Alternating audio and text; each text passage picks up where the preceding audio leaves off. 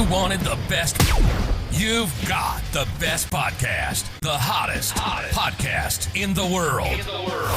The Chris Voss Show, the preeminent podcast with guests so smart you may experience serious brain bleed.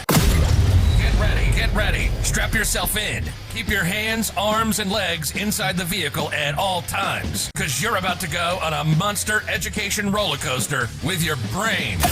Now, here's your host, Chris Voss. Hi, folks. Chris Voss here from thechrisvossshow.com, thechrisvossshow.com. Hey, we're coming here with another great podcast. We certainly appreciate you guys tuning in.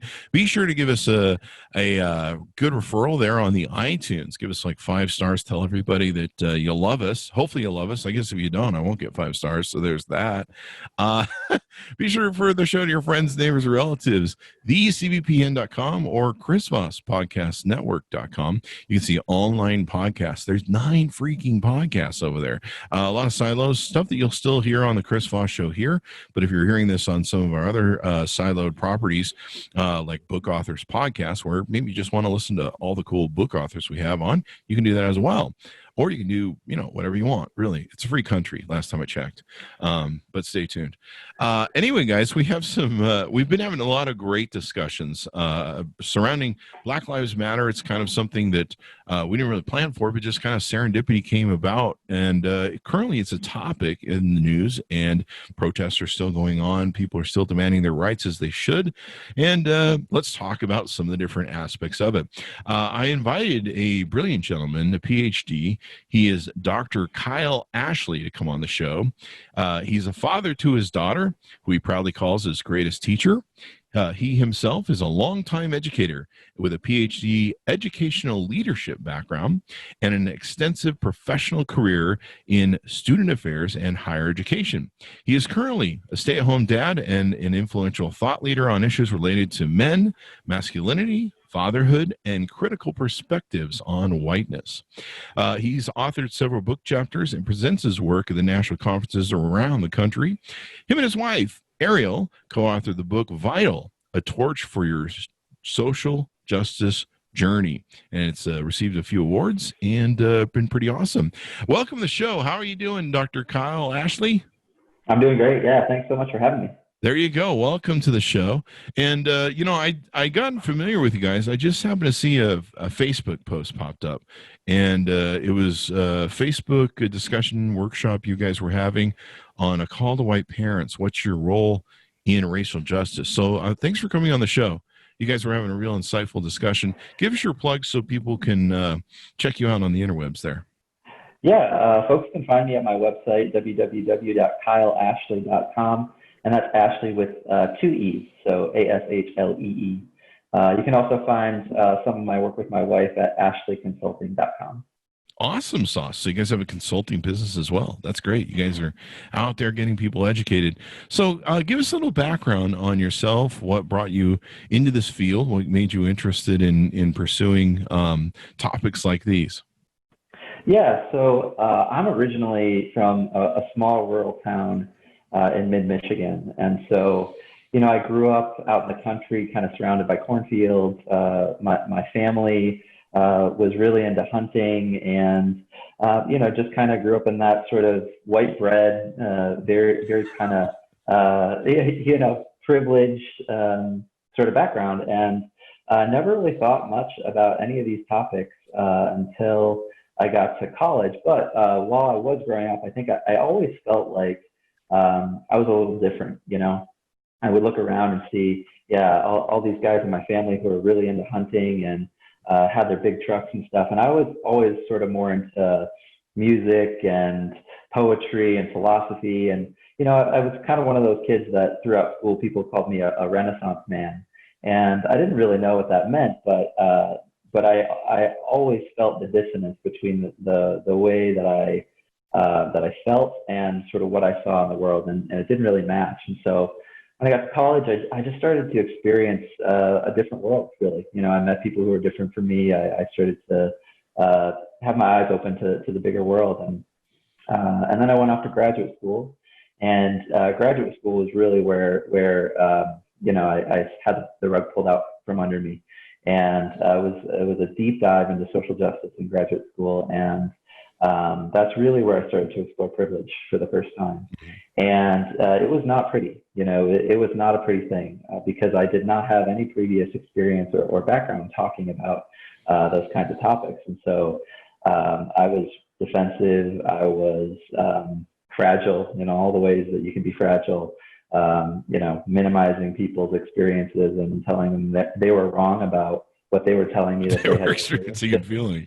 No, you're not really experiencing that. That's right. Yeah. But that's what I did, because it wasn't anything that I was familiar with, and it wasn't anything that I was prepared to actually believe about the world.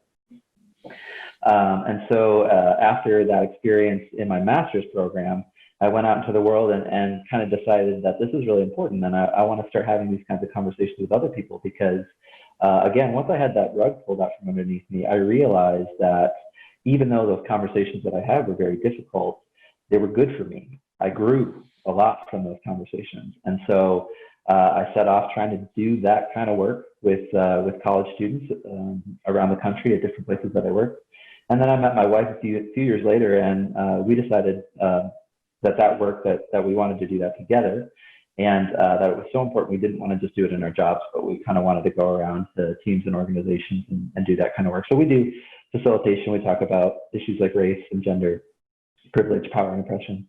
And really, every time I have one of these conversations, I walk away feeling, a little bit more whole, a little bit more complete, because again, just going back to my background, I feel like there was a whole world that was sort of hidden from me growing up, about the way that people of color, women, that they experience the world that I didn't know about. And so now, that I'm having those conversations and learning about these perspectives all the time, I feel like I'm getting a clearer vision of what the world is really like. And I think that's good. One of the things that I really focus on in this work is trying to help people like me, who have lots of privilege, understand the ways that that having privilege is harmful to us, actually, that it actually causes us harm. And so that's a big part of my work and what brings me to doing this. Yeah, that's awesome, man. I'm glad you went on that journey. I mean, I've had to go on that journey not only throughout my life, but it's been a growth thing. It's been helpful to learn from some of these things. But yeah, I mean, there's elements of shame to it. There's elements of anger. I mean, when you're raised, a lot of times white privilege, you're kind of taught the manifest destiny. America's the greatest, and a bunch of us white people came to America and we turned it into the greatest, whatever, the greatest, I don't know, what is it, the greatest strip mall and the largest prison complex right now. Be so proud. We have, what is it? We have 4% of the world's population, 25% of the world's population in jail, or or something like that. Yeah, good way to go, Merck. Yeah. So, and it's complicated, right? Because we do have a set of values in this country where we can talk about these things and we can disagree, and that's not the case in every country. I've traveled quite a bit and worked around the world, and it is certainly a different thing here, and we don't have it figured out by any means. And again, the more I learn, the more I realize, we've made a lot of mistakes along the way. You talk about the prison population, again, even just connecting that back to race, right? Like, it's just, we got a lot to figure out still. And our country is a unique place. And the statistics speak for itself, if not just the voices crying out for help. And one of the things you address and talk about is privilege in a lot of different ways, because you talk about it in issues with misogyny, how women are treated, domestic violence, I'm sure, et cetera, et cetera. Yeah, that's right. Yeah, so a lot of my work really focuses on gender and race, and so the gender work has been really looking closely at masculinity and what it means to be a man. And all too often, I think, in this country, and in my experience growing up, the way that I was taught about what it means to be a man is really around violence, Unfortunately, it's around We're a violence. violent country. It's really awful. Yeah. And so, again, I don't think that's a good thing for anybody. Violence is not healthy or positive for anybody to be around. And so I like to think about the different ways of masculinity, different ways of being a man, because I really want to, try and create healthier ways of being. There definitely is. And I learned in my business a long time ago that there's always a way to improve everything. Nothing is ever finished in its form or function. Even when you make when I'd make a new widget, I'd be like, okay, how do I make this better? It's then perfect now. So how do I make it better? There's always ways to improve. That's one of the things that's frustrating about people who scream, white lives matter or black lives matter isn't anything. You're like, well, no, hold on. Some people need some help. Let's lift them up. Rising tide lifts all boats. Let's figure out what's going on. Let's listen. Let's learn, and make things better. I mean, I think I don't know. I think most people can agree that we've definitely had a problem with race and racism in this country for 400 years, and we still haven't resolved a lot of it. And it may take us another 400 to resolve it all. Hopefully, it won't take that long, but who knows? So what are some ways, what are some advice that you would give on these sort of topics, whether they're with white privilege or whatever, that can help people kind of, well, give us an overview if you want, or help us shed some light on how people can, look inside and deal with these issues? Yeah. So, I think one of the easiest ways for me, I'll just say, speak from my own experience. One of the easiest ways for me to do work around race and white privilege is to just think about the mistakes that I've made, to think about, the bias and the social conditioning that I've received throughout my life that have been racist. And thinking about that helps me identify where I can learn and grow. And so in some ways it's a really empowering thing to do, rather than just feeling hopeless. I don't know what to do. This whole problem seems overwhelming. It's a very concrete action plan, because you look at yourself and you say, well, I learned these values and now I can see that they're kind of messed up. And so I'm going to work on that. I'm going to try to identify it when it comes up in everyday life and really work to try and improve that. So in some ways, it's a really empowering way to do things. I was talking to a friend of mine who's a person of color, and we were talking about like cancel culture and accountability and all that. And I said, what would happen if in a conversation about race, people of color gave white people feedback, and instead of getting defensive and fragile, what if they, actually just received that feedback with grace, reflected on that feedback, and then really made a commitment to try and change the behavior? Like, what would that mean? And my friend basically said that would be revolutionary. Like, if white people started to do that, it would be revolutionary. Our country would really change.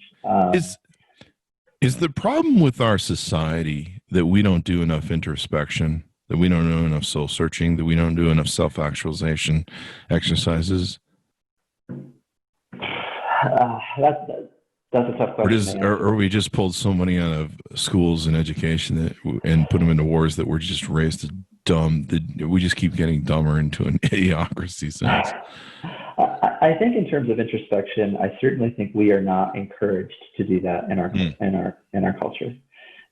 We live in a pretty consumerist, capitalistic culture that says when you feel emotions that you don't like, the best thing to do is avoid them. And hang on, doctor, I got to get a burger. No, I'm just kidding.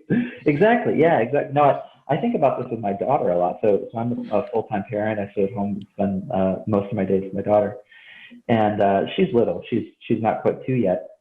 But her fixation on sugar is already so strong. And especially when it comes to strong emotions. So she'll get upset about something, we'll tell her no, and immediately she'll want like a cookie or something.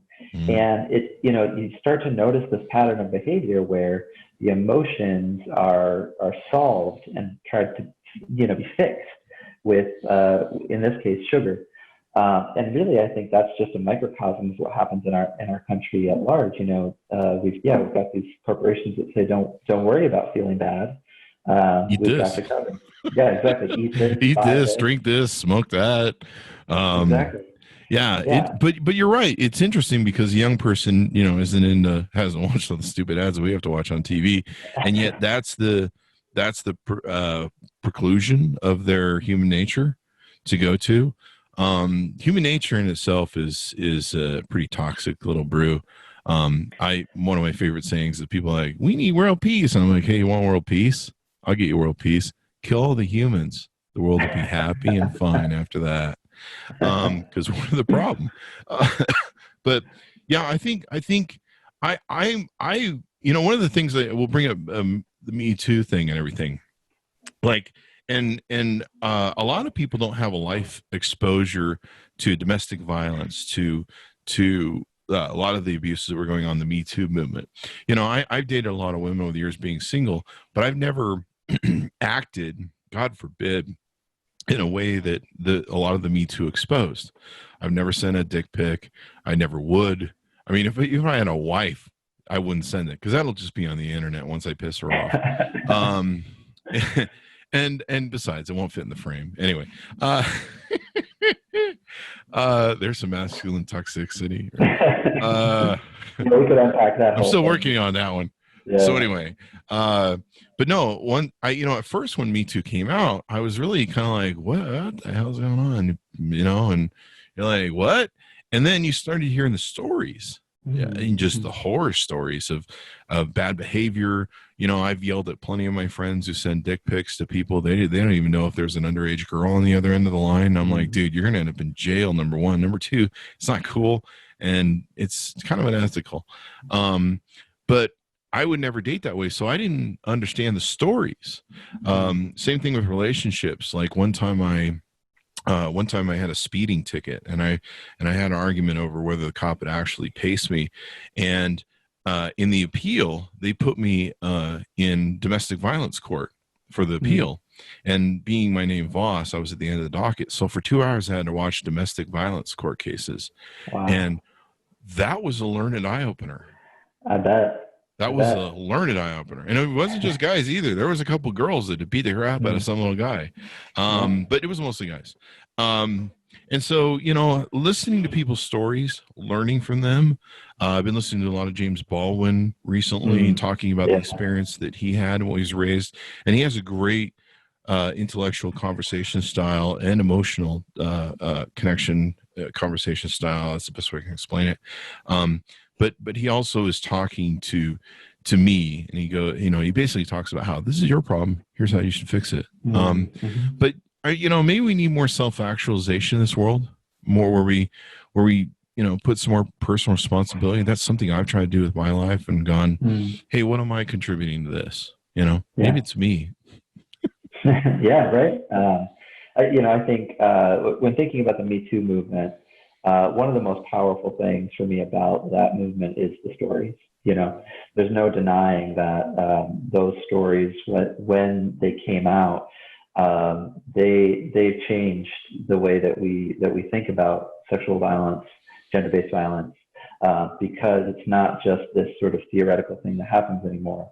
It's real women in our lives that we know who have these stories, and so it just changes the whole thing. And I think it really reveals the power of stories to change people's minds and change people's perspectives on this sort of thing. We need to teach this in school. Will this help in school? Because I don't think we can leave it to parents, because parents have too many. One thing I've been talking about with a lot of the authors we've had on recently is I think racism and what it is, how to deal with it, the aspects of it in school. It should be taught. There should be just classes on, like, am I racist, or how do you know if you're racist, or how not to be a racist. There should be a whole school, like, you should have a 6-month class or whatever. I don't know how the schools work nowadays, but there should just be a class that everyone has to take on how not to be a racist and what it is, how it works, white privilege, how to learn, listen and learn. I really think that's got to be put in the education system. Because you can't leave it to parents, because I've seen what parents do. Yeah, I totally agree. And it's got to be more comprehensive than just in the house. It's got to be from all around. Kids have to hear those messages from lots of different places. I mean, we have like Dr. Lawrence Chatters, who was on the video with you guys and has been on the show twice. I mean, he works in a college, and he's an inclusion person. Like, why do we have to wait till college to have inclusion people? We should have these, you got to catch this stuff when it's young. Because it grows up, etc. Yeah, it's true. And I will say, first of all, my brother is a K-12 educator in Texas, and they're trying. They're trying to do a lot. It's hard that I think K-12 schooling has more restrictions with funding and that sort of thing, and parents are more involved, and so it's a different kind of conversation. But I absolutely agree.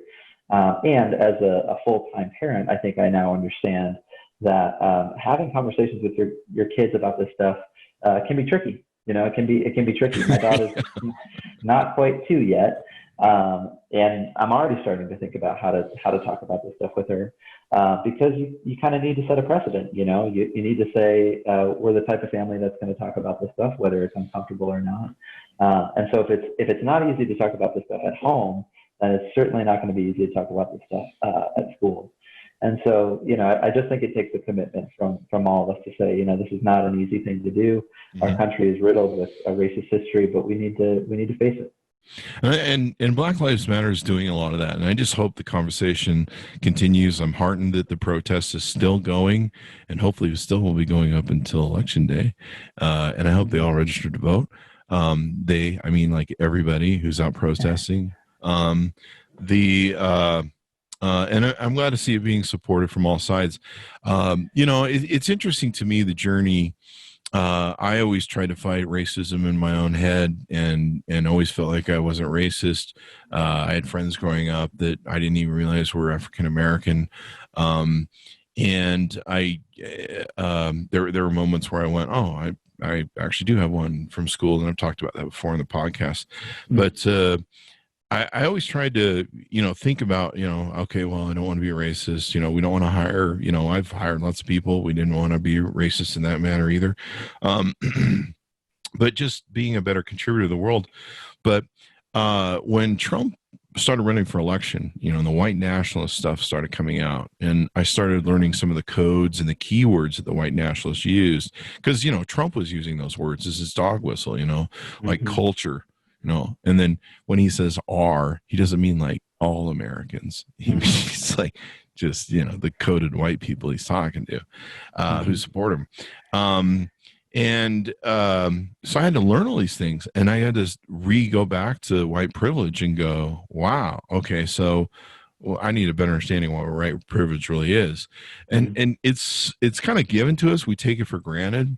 One of my favorite things was Chris Rock, I think.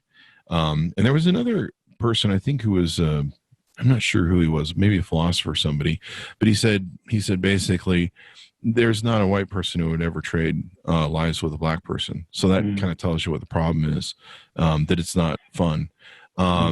Chris Rock, I think one of his bits was, no white people in this audience would trade with me, and I'm a millionaire. Right. Yeah. Yeah. So, I think it's pretty plain. Yeah. One of the things that I like to think about a lot with my own introspection around this kind of stuff is that sort of distinction between good white people and bad white people. And I think, my tendency is to want to believe that I'm one of the good ones, that I believe all the anti-racist things, and I do all the anti-racist things, and then that makes me, a good one. And in some ways it means that I don't have to keep working hard on the things that I need to work on. And it separates me from the bad white people who, are the white supremacists and the people who are saying the overtly racist things. And I do think it's important to distinguish between that sort of overt and a covert kind of racism. And in my experience, having conversations with all kinds of white people, about racism, it is not helpful to say, I'm a good one and you're a bad one. Yeah, I need to delete half my posts. Well, I don't claim to be the good one, but I do point out the bad ones. Well, I'm on a journey still. Yeah, and I think that's fair.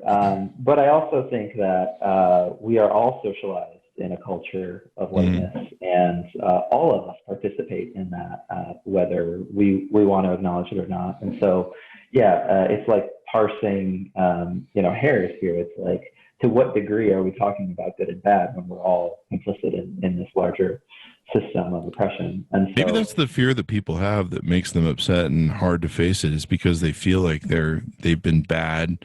They didn't mean to, maybe because they were closet racist or unconscious bias, and maybe they didn't mean to, and being told that you were being bad, you just fall right into denial.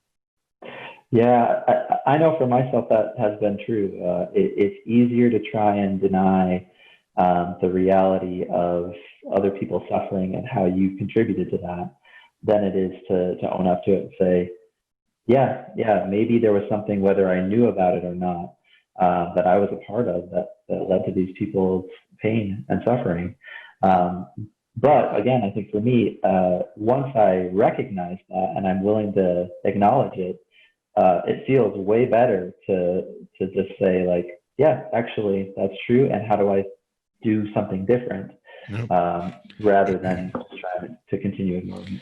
One of the things they talk about too that I don't hear a lot of people talk about is the scarcity element of it. One of the factors in the I remember reading, and I just want to make one last point going back to Chris Rock thing. If you want to trade places with Chris Rock and who's a millionaire, that tells you we have a problem. That's the indication. But the scarcity element of it, because a lot of people they see Black Lives Matter and they feel intimidated because they're like, oh, well, if I have to help, minorities rise up, then it takes away from me. I think Eddie Glaude made a comment on the show where he talked about how a lot of white people will be like, well, we support Black people and minorities, but we don't want affirmative action. So you got to make some choices here. But a rising tide lifts all boats, and a lot of people operate from the scarcity thing. After Trump was elected, we all looked at what went on and went, what the hell? And one of the elements is a lot of people were in the Rust Belt. A lot of people that were the old union working people were like, no one cares about us. No one gave us jobs. The minorities took our jobs, and now we're upset because we're not getting paid. And there was a writer, it might have been Van Jones or somebody, but they wrote a great article on, what's interesting about what we're hearing about the Rust Belt white experience. This has been going on in minorities with cities in, major cities for, 100 years. The only time that they decide to care about it and vote for a giant racist is, it's finally gotten to them. So welcome to, our world that's been this way for 100 years. And it's really true. And part of their vote at a very core, deep closet level was, I'm American. I manifest destiny, and I have a right not to be poor, and F the rest of you people. And that's kind of what you see in the message of what's going on with All Lives Matter and, Trumpism and all this sort of thing. That could be my theory, but that's what I'm going with. Yeah, there's a really interesting story from America's history during sort of the colonial days, where there was sort of the indentured servants who were brought over from Europe, who had, they were sort of on this like 7-year deal where they had to work so long, and then they could sort of have their freedom if they worked for it.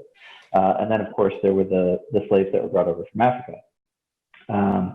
At some point there were the indentured servants who were white and the black slaves who had kind of escaped and were sort of plotting this uprising against the wealthy white elite landowners. And before this time, the term white was not like an identity. It wasn't something that like anybody in this country really identified with. If you look back through the history, Christian or European, or they didn't use that racialized term. And so what happened was they sort of made a law that said, if any black slave is caught out and about, they can be returned for a handsome reward. And so essentially in the law, they created this divide and conquer strategy where they essentially made the white indentured servants white through this law and rewarded them for returning the black slaves into slavery. Wow. And so, again, divide and conquer. And it was basically turning your plotters, the people you're plotting with, sort of the policy. That's wow. right. Yeah. And that was divide and conquer. Wow. Just hit me. Wow. Yeah. So that kind of divide and conquer politics has existed in our country forever, and continues to play. I mean, that's sort of one of Trump's go-to political strategies, is to sort of pit poor whites against people of color. They're infighting with each other rather than working together to work for their rights and their freedom and liberties against the wealthy white elite. So these dynamics still play out today. We have a lot of is it all packaged in human nature between toxic masculinity, racism, and violence, and just all the ugly parts of human nature?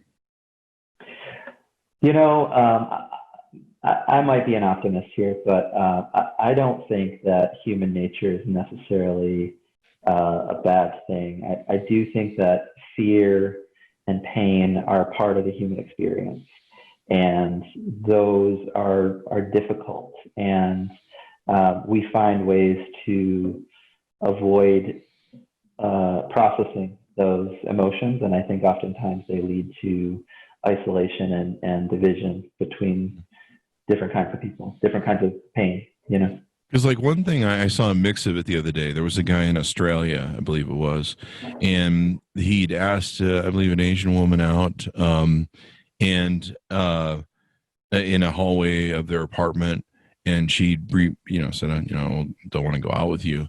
And so he immediately just started yelling and screaming or threatening to chop off her head, which is not good, not appropriate in any way, shape, or form. And then racial epithets. So he was mixing the whole toxic masculinity with the racial epithets and the violence. I mean, it was like he just made stew of disgustingness. And so I watched it, and I went, man. I mean, if we could figure out how to surgically go in and cut out whatever that part of human nature is, that disgusting ugliness. One of the things, and the sexuality of it too. And another example, I was going through James Baldwin stuff, and James Baldwin was, and I think Eddie Glaude talked about in his book, Begin Again, which everyone should check out.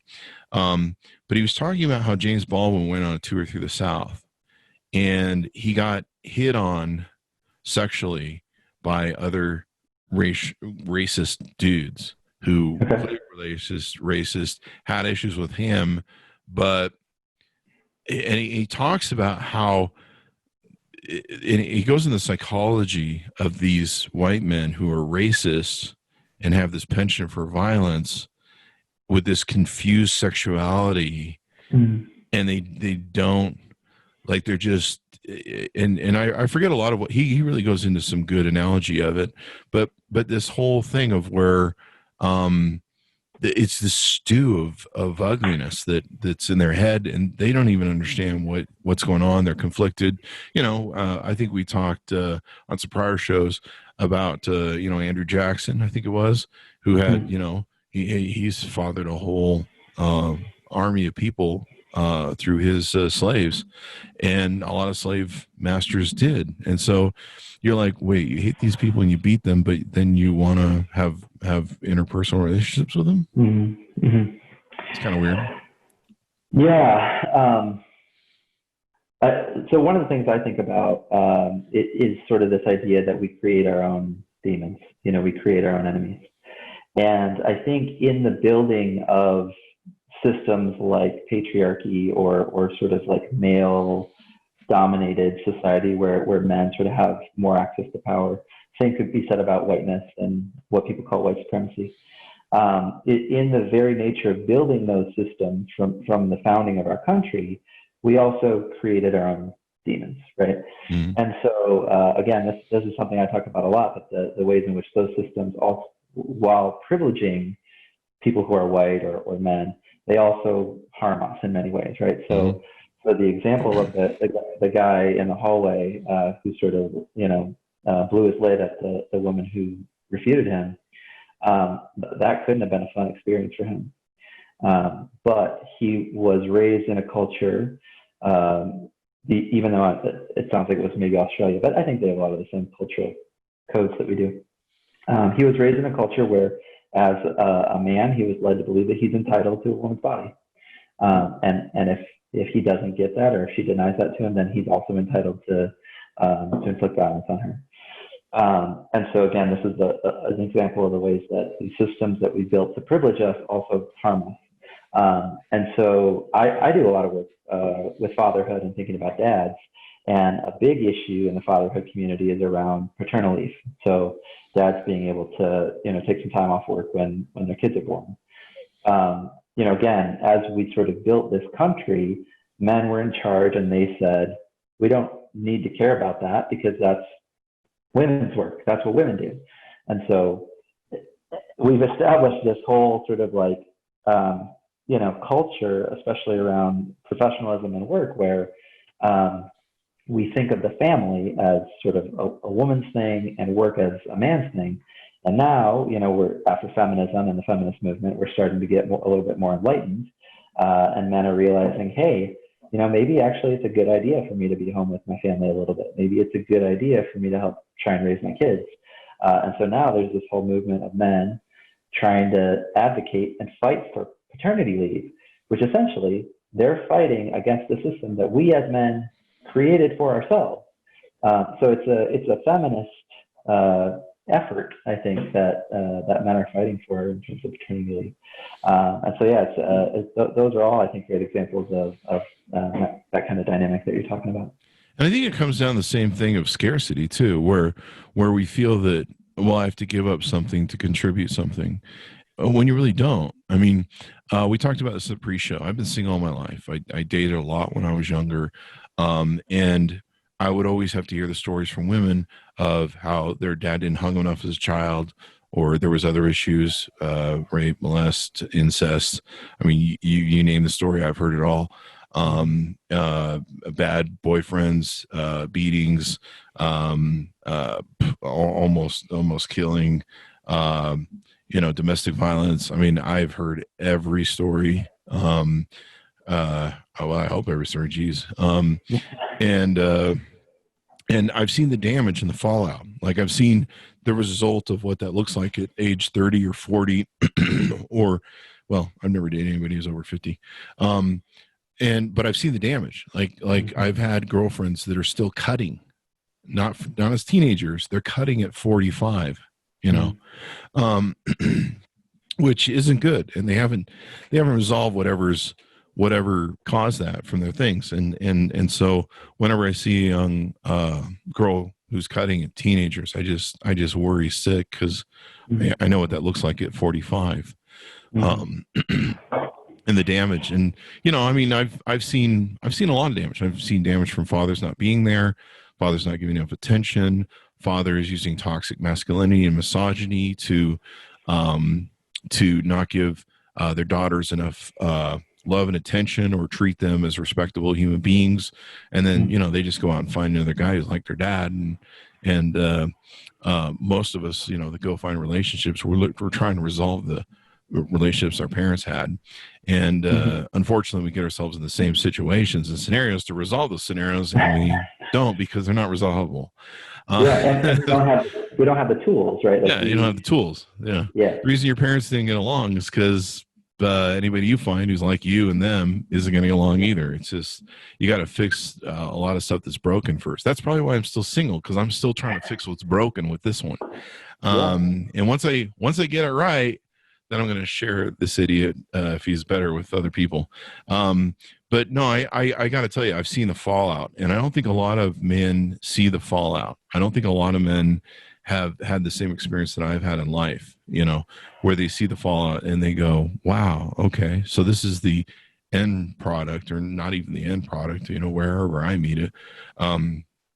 And they'll talk about the damage. This isn't a perception of mine. They go, this is what happened. This is how it affected me. Sometimes it's pretty evident on their life patterns, oh, you've been divorced 6 times. Okay. Something went wrong. And that's not, I'm not saying that's their fault specifically, but come on, man. Yeah. I talk about parenthood a lot because I'm a new parent. And I definitely think that a lot of women, identify with this idea of having a difficult relationship with their father. I also think a lot of men have that same issue as well. I know for me, I have I won't call it a difficult relationship, but it's complex. And, again, I attribute a lot of that to masculinity and the ways that masculinity has told men that they can't be involved as dads. They shouldn't be involved as dads.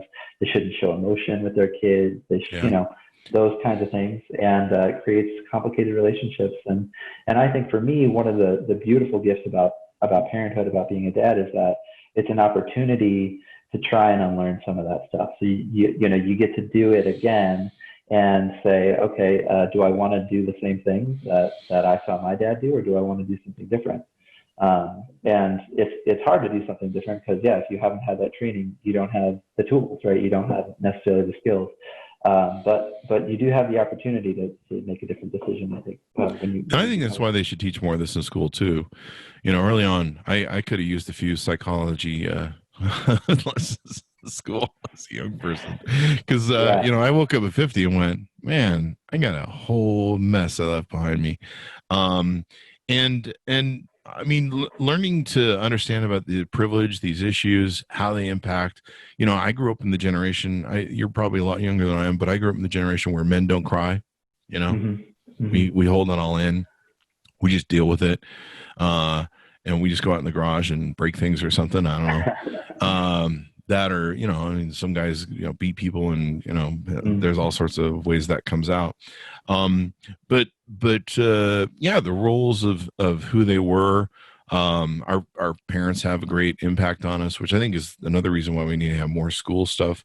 But it's like, for me, if we fix this stuff early in school, like racism, what is it, how not to do it, what it's about, privilege, all that good stuff. If we fix that early, we can start creating generations that are going to grow up, hopefully eradicate most of racism, and then they're going to raise kids, and then maybe we teach them some psychology too.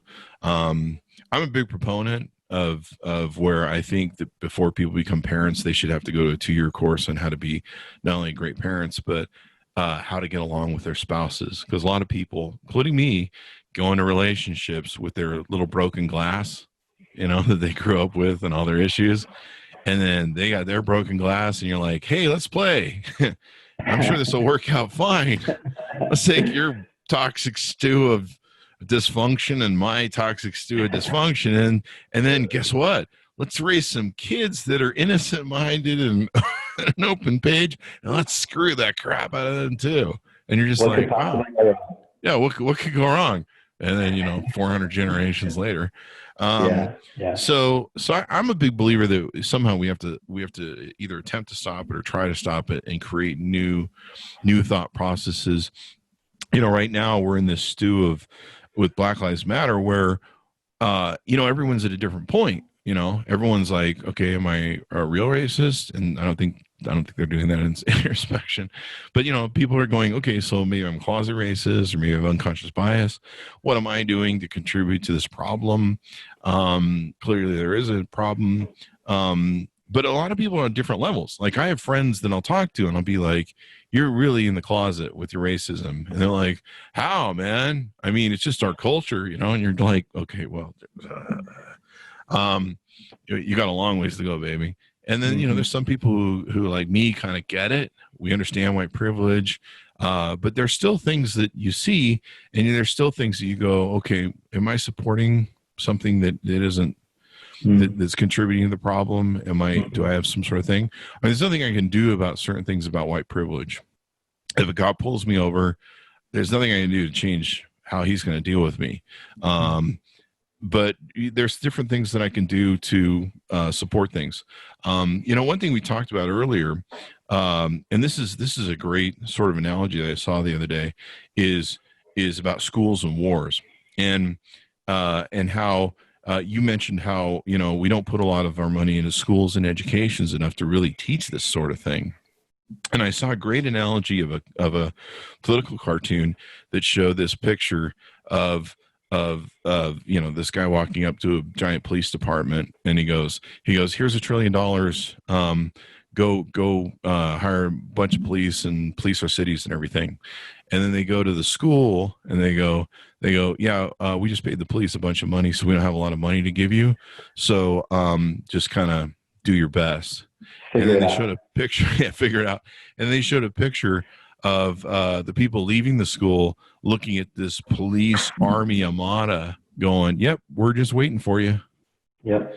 And it just really spoke to how I believe in police officers. I don't think they should be 100% defunded, but we definitely need to look at why we've been on this path for, I don't know, 200-300, however many years of police departments, why this isn't working for us, why it's always been racial, why it's always been violent, why it hasn't succeeded in doing anything except being incredibly racist. There's a book I actually saw on Audible today that's called The Second Coming of Jim Crow, or The New Jim Crow.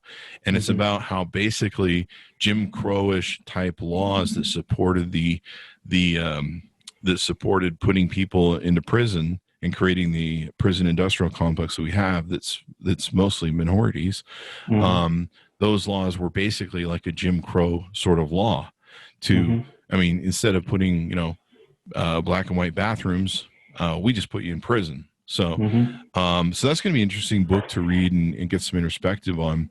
But I really think we have to address these issues. And I think the hardest part is to get people to admit to them or start down that path.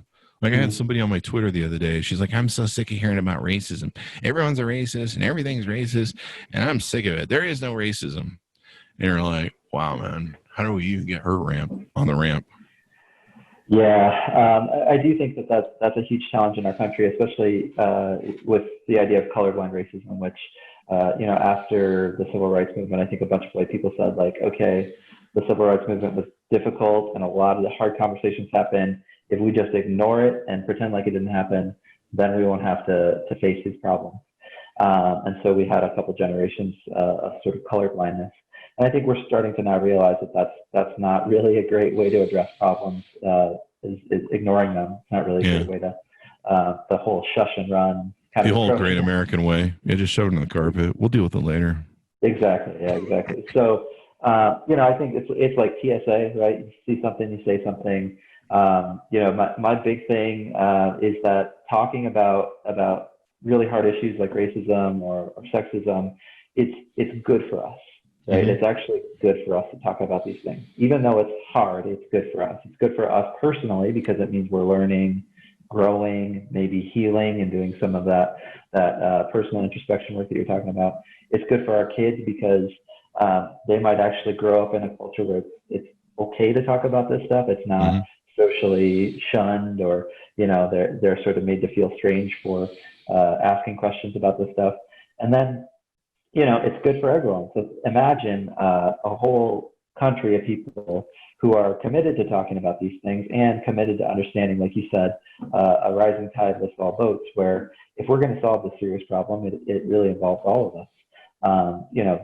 That's the kind of country that I would be really proud to live in, and one that I would be really excited about in terms of living in the future. But we're not there yet, and but I do think that we're making strides every day. The Black Lives Matter movement has done incredible work in terms of raising people's consciousness, in terms of starting conversations about this, getting people. I mean, I just went home for the 4th of July and had one of the most intense and in-depth conversations with my family about race that I've ever had before.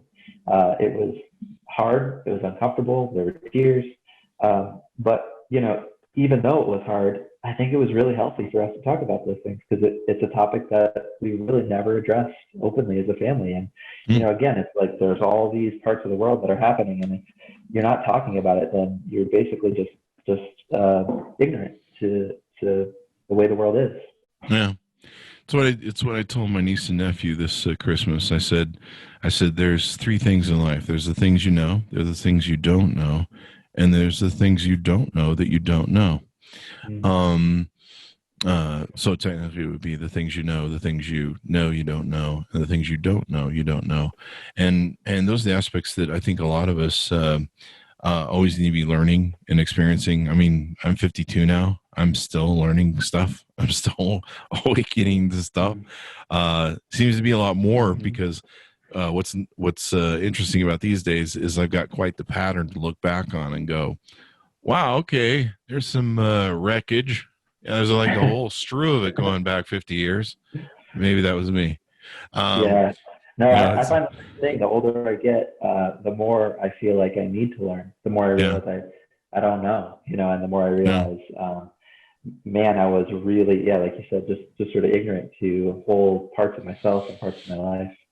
And I think you're right. What we need to do as a society is, and this has been brought up in some of the prior topics we've had on this discussion, is we need to have policies, like government policies, that support this stuff. But we seem to always fail on policy, because like with Eddie Glaude Jr.'s book, Begin Again, he paints the arc of where we go from civil rights to different presidents who are either good for racism or bad for stopping racism, like Nixon. Nixon was a real supporter of racism, and the drug war is a race war that he created. And Reagan, he talks about Reagan. He talks about how people felt with a lot of people took the assumption, well, President Obama's president, so we fixed that whole racism thing. And we've got to quit relying on the government to make these policies. I think it's important that we, do our soul searching, do our internalism, be self-actualized, fix our stuff internally. And I think that's how we're going to be as a country, like you say. We're going to be as a people first, and then hopefully we go elect people that are going to be uniters and people that are going to not be dividers, especially on the prominence of race. Or anything else for that matter. Women, you see the whole stew we got going on. One thing I want to ask you about is incels. What do you think about these incel? I mean, we talked about toxic masculinity a little bit. These incels are an interesting little creatures that I don't fully understand, because I don't know why. If I wanted to ask a girl out, I went and asked her out, and she said no. That's just part of life. But I guess I wasn't. These guys really have some toxic masculinity problems going on, don't they? Yes. The answer is yes, of course. I look at men like that, groups like that, and it's really difficult for me to not see just the blatant pain and suffering that those people must be experiencing in order to behave and act the way that they do. And so, what is it about their experience where they're feeling like they're not being heard or they're not being validated in some way? And not to say that, these people are victims or anything like that. But again, coming from my perspective as a straight white man, these are people that I feel like are, one, my responsibility. If we're going to do education around sexism, racism, these people need to be a part of the conversation clearly, because they're doing some damage. And if it's anybody's responsibility to do that education and to train them, it's me. It's somebody who looks just like them, who's probably had some similar feelings and similar experiences. And so again, going back to that idea of like good men versus bad men, or good white people versus bad white people, it's like, I don't think what they're doing is great. And if I want to have any kind of productive conversation with somebody like that, I need to level with them and try and understand where they're coming from first. And are they products of bad parents that taught them toxic masculinity? Have you ever studied what causes them? Because I haven't, but that's why I'm asking you. Parents have a lot to do with it. Certainly, I think just our culture at large. If you watch any TV, there's going to be the strongman character. So media certainly has a lot to do with it, but it's everywhere. It's pervasive, and so dependent on parents, I think is not necessarily a complete story. But we all have a part to play in changing the message around who men can be. That was the next point I was going to bring up with you, is how much, and this comes from, us all having our problems, and then it gets put into movies, ads, TV. I talked about how one of the men definers that I looked to when I was growing up was John Wayne. Mm-hmm. And James Baldwin talks about, how you grow up watching John Wayne and you see a lot of the racism issues too. And then there's a lot of misogyny in there.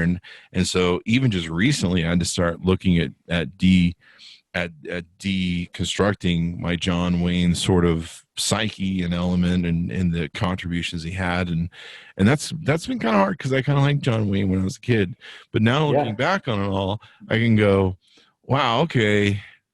Oops. But what's interesting about these incels, and I just had an epiphany when you were talking, is how much is the sameness if I was to replace the word privilege with entitlement? Are those two the same? I think a lot of times entitlement is a byproduct of privilege. So if you have privilege, then you feel entitled to whatever it might be. I certainly think there's a strong relationship between them. Yeah. But you wouldn't say they're the same? No, I don't think so. Okay. I think anybody can feel entitled, but not everybody has privilege. Isn't entitlement though a privilege of, I don't know, maybe get the semantics of the English language, but to me, it's interesting to me with those incels, and it is level of entitlement, and you see the entitlement too with the manifest destiny issue.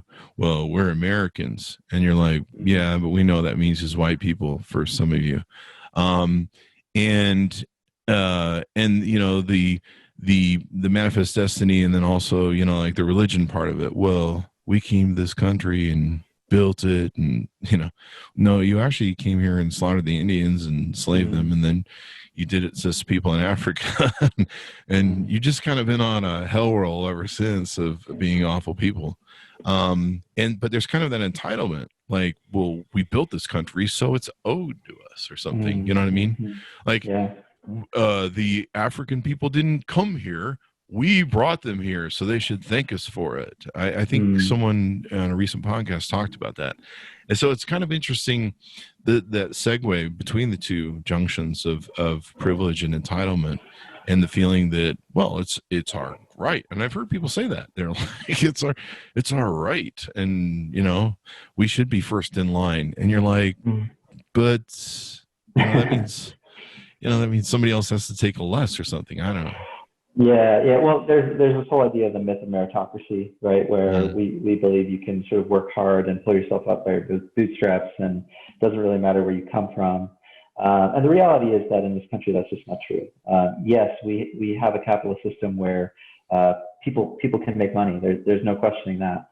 But depending on where you come from, your background, your skin color, your gender, all these things, you have different access to opportunities. You have different access to resources. And so, to claim that we, and speaking on behalf of sort of like white people or men, that like we built this country, I think is just very short-sighted, because it's very clear if you look back, the people who actually built this country, like the brick and mortar, like the people who laid down the foundation for this country, are not people that look like me, right? They're mostly slaves, mostly people who didn't come from Europe. And so, to claim that like we deserve entitlements, I think it's just sort of ill-sighted. And I think there also is a strong claim for reparations, right? Like, because people of color actually built this country, I think there's probably a case to be made that maybe those people should be compensated in some way for the hundreds of years that they weren't able to accumulate wealth because they were enslaved and actually building the infrastructure for the country that we now get to enjoy, and they still don't. And you look at too, I mean, how the environments, sometimes, especially in inner cities, lower funded areas as well, and they're racially built that way to have prejudice, is something where it's hard to get ahead. I mean, when you're being pulled over by the cops all the time and you're being thrown in jail all the time for every little offense by a racist cop, it's a little hard to get that great job and get ahead. Dr. Lawrence Chatters, who was on the show, he recounted a story of when he grew up, how he had himself and two brothers. And very early on, once he started becoming aware of what was going on, he read or heard that 1 out of 3 African Americans, Black people, end up in prison. And so he sat literally and looked at his 2 other brothers and went, which one of us? I mean, can you imagine having that sort of expectation when you're growing up as a young boy? I mean, that's almost disabilitating. Yeah, absolutely. I'd probably be the going in jail too, because I'd be like, I remember. Well, this is I've had different examples of that in my life where I had a driving school teacher who's like, "You're all gonna flunk," and I was like, "Screw you, dude," and I flunked. So I'd probably be the guy in jail. But no, I mean, you look at it, and people are asking for help, and it has something that we should listen. We should come into our own analogies of privilege and what it's about. Recognize that it's there. Recognize that people are hurting. Like, one of the analogies I've been using recently is if you were drowning in a river. You're like, "Hey, Chris, man, you're on shore there. Can you help me? I'm having a hard time here. I'm actually going to drown and die if I don't get some help." Yeah. And, because last time I checked, drowning lives matters. And I'm up on the shore, eating my, my picnic food there. And I'm like, "Hey, man, I'd like to get up for you, but, I just want you to know all lives matter, not just drowning people. So I really can't help you right now, because I really don't feel your pain, but good luck with that." That's kind of when you hear people say all lives matter, that's pretty much what they're saying. When, like we've talked about, really, you should say, "Hey, man, there's some people that are hurting. I think we can admit there's some problems. I mean, come on, man. Yeah. There's so many signals. Like, if you can't see there's problems right now, I mean, even if you don't admit to them, you can at least see that there's a lot of problems. And if you can, just tune in and watch the Black Lives Matter protests, and I'll give you some clues. So anything more we want to cover here? This has been a great discussion we've had with you, Kyle. Yeah, no, I mean, I've really enjoyed talking with you. I think one thing that I would sort of plug and encourage people to look into is my book that I co-authored with my wife, called Vital: A Torch for Your Social Justice Journey. We put it out there a couple of years ago, and we self-published it. And really, it was a way for us to kind of capture the values that we both bring to the social justice work that we do. And it just got really positive reviews and was positively received by lots of folks. It's, like you said, it's won a couple of awards. And it really, I think, one of the most sort of resounding reviews about the book is that it's very approachable. So regardless of where you're coming from and the background that you have about social justice, about talking about race or gender or these things, you're going to find it probably helpful, and it's going to meet you where you're at in that conversation. And so you can find it on Amazon, ebook copy or paperback copy. And again, you can check me out at my website, kyleashlee.com, or my consulting website at ashleeconsulting.com. Awesome sauce. We should have you on again to talk about fatherhood. We didn't really get into fatherhood much and how to be a good father and impact kids. I know I saw some really great things in other countries, like I believe it's France, where they where they have people work for the government who come and help mothers. I think when they're going through their pregnancy or shortly after they've had kids, and they help them with the chores in the house. They also give fathers leave time, and they just find that just makes for a more healthier society. And a lot of this stuff is, taxed through the corporations which are, interesting enough, are the same corporations that we have here in America. And we just don't ask them to step up, but they willingly step up in other countries, and they kind of have to, but they're fine with it because they're like, okay, that's just how it goes. And it's good for everybody, right? It's like you said, a rising tide lifts all boats. They see, okay, if families are happy, then employees are happy, and we make better products. I mean, we've all seen I don't know if we've all seen, but many of us have seen the challenge of what our parents have to go through. I've never been a parent, so I never had to deal with that, but I see, my friends go through parenting. One of the reasons I don't have kids is because that is really hard. I'm just sticking with dogs right now, and that seems to be my lane. But even then, they wake me up in the mornings, and I'm just like, maybe I should just not have dogs. But I love my dogs. But still, it's hard, and trying to make money and life and provide and health insurance and just all these things, especially in today's world with the collapse of the middle class, it's really a challenge to do. So we should have you on again to talk about fatherhood, how to be a better father, better parenting, and stuff like that. I'd love to have that discussion with you. Everyone check out. Go ahead. Yeah, just going to say that would be awesome. I'd love to be on you. Awesome sauce.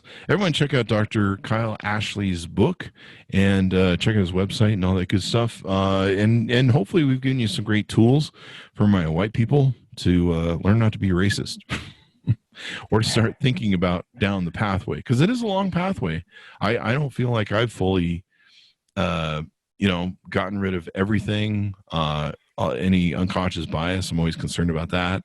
I don't think I've fully gone through maybe how I've contributed or how I'm contributing or how I can stop contributing or what I can do, but I'm definitely having those conversations. I'm trying to share the education and get us down those roads. Thanks, Bonnie, for tuning in. We certainly appreciate you guys. Go to thecvpn.com, Chris Voss Podcast Network.com. Refer the show to your friends, neighbors, relatives. If you want to see the video version of this, you can go to youtube.com/Chris Voss. We've got some incredible more authors on the show coming up that you're going to be really blown away by, and you'll love the experience so far. Anyway, guys, thanks for tuning in, and we'll see you guys next time.